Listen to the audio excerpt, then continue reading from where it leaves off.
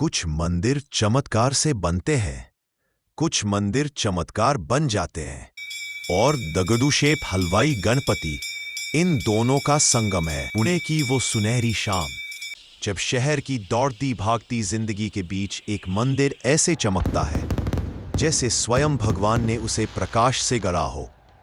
लेकिन इस मंदिर की नींव पत्थर और ईंट से नहीं, दर्द से रखी गई थी। प्लेग की उस काली रात ने दगडूशेठ की सारी खुशियां छीन ली। उसने अपने इकलौते बेटे को खो दिया।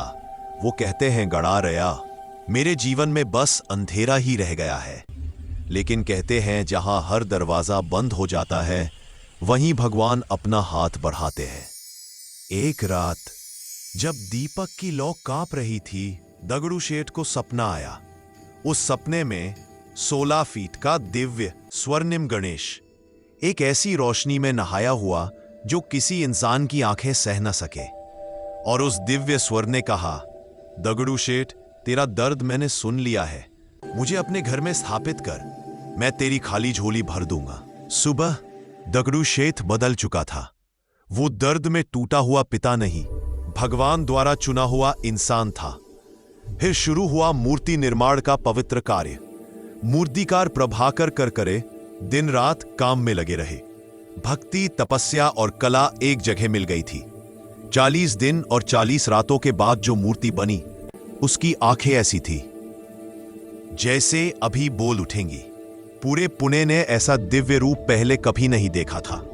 और फिर आया पहला चमत्कार। दगडूशेठ का नाम अब सिर्फ पुणे तक सीमित नहीं रहा, उसकी ख्याति दूर दूर तक पहुंचने लगी। और कहा जाता है कि एक बार अमिताभ बच्चन और जया बच्चन भी साधारण कपड़ों में बिना किसी शोर शराबे के यहां दर्शन करने आए। आरई की लौ के सामने खड़े होकर जया जी ने कहा था, यहां खड़े होकर ऐसा लगता है जैसे कोई अदृश्य शक्ति पीछे से धक्का देकर आगे बढ़। और अमिताभ जी ने गहरी आवाज में कहा, जिसके आगे पूरा महाराष्ट्र झुकता है, उसके आगे झुककर हम भी धन्य हो गए। और तभी से दगडूशेठ के चमत्कारों की चर्चा देश विदेश में और तेजी से फैलने लगी। आज सालों बाद भी ये मंदिर सिर्फ एक इमारत नहीं, एक ऊर्जा है, एक विश्वास है, एक जीवित शक्ति है। आज भी जिसके दिल में दर्द हो, जिसके जीवन में अंधेरा हो, क्योंकि दगडूशेठ हलवाई गणपति सिर्फ मंदिर नहीं, एक जीता जागता चमत्कार है। यहां आकर कोई टूटता नहीं, बस जुड़ता है।